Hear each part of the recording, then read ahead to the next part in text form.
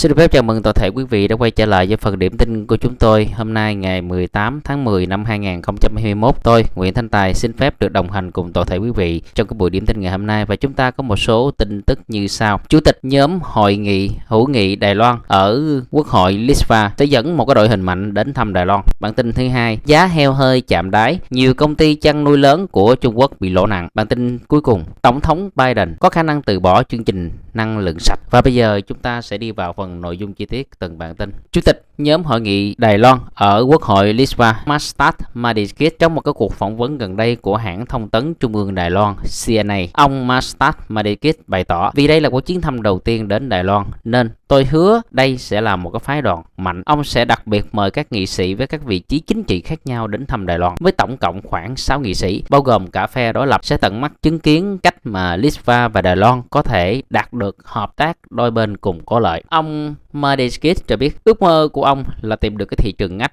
cho cái giới kinh doanh Litva, hợp tác chặt chẽ với Đài Loan để tổng đầu tư và thương mại song phương giữa Litva và Đài Loan có thể vượt qua cái quy mô hợp tác giữa Litva và Trung Quốc. Mặc dù nó là một mục tiêu lâu dài, nhưng mà nó là cần thiết. Ông tin rằng Litva sẽ đóng vai trò chuyển tiếp và có tác dụng chứng minh với các nước châu Âu khác. Theo một báo cáo của cơ quan thông tấn Trung ương, các công ty của Litva bị ảnh hưởng bởi cái đòn trả đũa kinh tế và thương mại của Đảng Cộng sản Trung Quốc thật sự đã khiếu nại chống lại chính phủ vì không hài lòng với việc thay đổi chính sách đối ngoại cùng với sự thay đổi của đảng cầm quyền. Các công ty không có lý do gì phải chịu đựng và khó lập kế hoạch dài hạn. Cũng có ý kiến trong giới chính trị và học thuật cho rằng các quy định chính sách đối ngoại của chính phủ thiếu sự hoạch định cẩn thận. Đảng đối lập Litva cũng sử dụng chủ đề này để mà chỉ trích, nghi ngờ liên minh cầm quyền vì đã đánh đổi lợi ích thực chất của người dân cho các giá trị dân chủ trừu tượng, và buộc Litva đồng thời trở thành kẻ thù của người Nga, Belarus và Trung Quốc. Ông Madikis nói rằng từ cái sự kiểm soát mạnh mẽ gần đây của Bắc Kinh đối với các công ty trong và ngoài nước ở Trung Quốc, có thể hiểu rằng hệ thống tập trung của họ không có yêu cầu một cái thị trường tự do thật sự. Ngoài ra, Đảng Cộng sản Trung Quốc hiện đang bắt đầu thực hiện các biện pháp để mà tăng cường khả năng cung tự cấp về kinh tế,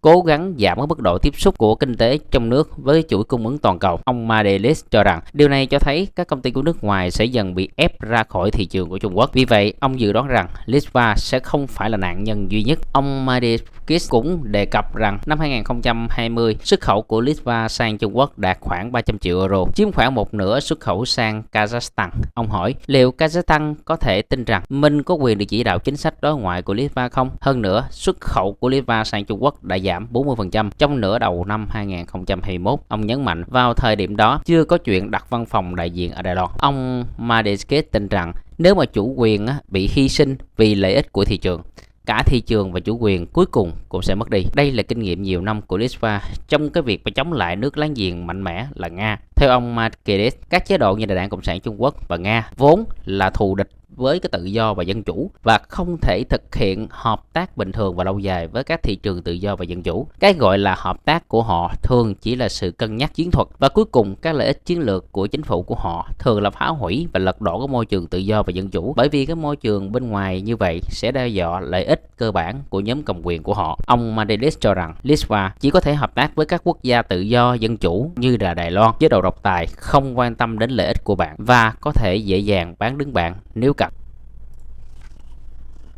Giá heo hơi chạm đáy, nhiều công ty chăn nuôi heo lớn của Trung Quốc bị lỗ. Và ngay bây giờ là bản tin cuối cùng của chúng ta trong ngày hôm nay. Tổng thống Biden có khả năng sẽ từ bỏ cái chương trình năng lượng sạch. Theo truyền thông Mỹ đưa tin, Tổng thống Joe Biden có khả năng sẽ từ bỏ chương trình năng lượng sạch vốn là trọng tâm trong cái nỗ lực giải quyết khí thải nhà kính ở đất nước, do vấp phải cái sự phản đối của một thượng nghị sĩ của đảng Dân Chủ từ một cái tiểu bang có cái ngành công nghiệp than lớn nhất trong lịch sử. Tài trợ để mà thay thế các nhà máy điện than và khí đốt bằng năng lượng gió, năng lượng mặt trời và hạt nhân là một phần trong dự luật ngân sách khổng lồ mà ông Biden đang nỗ lực để được Quốc hội thông qua. Theo tờ báo New York Times đưa tin, các nhân viên Tòa Bạch Ốc hiện đang viết lại cái luật mà trong đó không có cái cung cấp năng lượng sạch trị giá 150 tỷ đô la vì phiên bản gốc vấp phải cái sự phản đối quyết liệt từ thượng nghị sĩ Joe Manchin của tiểu bang Virginia. Tin tức này là đòn giáng mạnh mới nhất vào cái hy vọng về cái hội nghị thượng đỉnh của Liên Hiệp Quốc về biến đổi khí hậu sẽ được tổ chức tại thành phố Glasgow trong 2 tuần.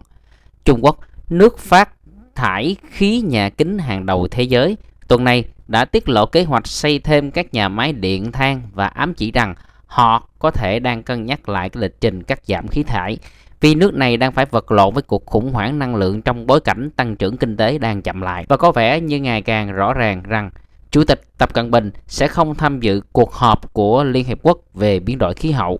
Về phía Anh Quốc, nguyên thủ nước này cũng hy vọng sẽ tập trung vào 3 lĩnh vực khác để mà đáp ứng các mục tiêu về khí hậu, bao gồm tài chính về khí hậu, loại bỏ dần than, đưa ra các giải pháp dựa vào thiên nhiên. Anh, Mỹ và châu Âu cũng đã bắt tay vào một cái vòng ngoại giao khí hậu rầm rộ trong một cái nỗ lực cuối cùng nhằm đưa các nước chủ chốt vào một thỏa thuận. Tuy nhiên, tin tức mới nhất từ Hoa Kỳ và Trung Quốc, những cái quốc gia phát thải khí nhà kính hàng đầu thế giới đã đặt ra câu hỏi về mức độ tiến bộ mà cái cuộc họp có thể đạt đối với các mục tiêu phát thải cốt lõi.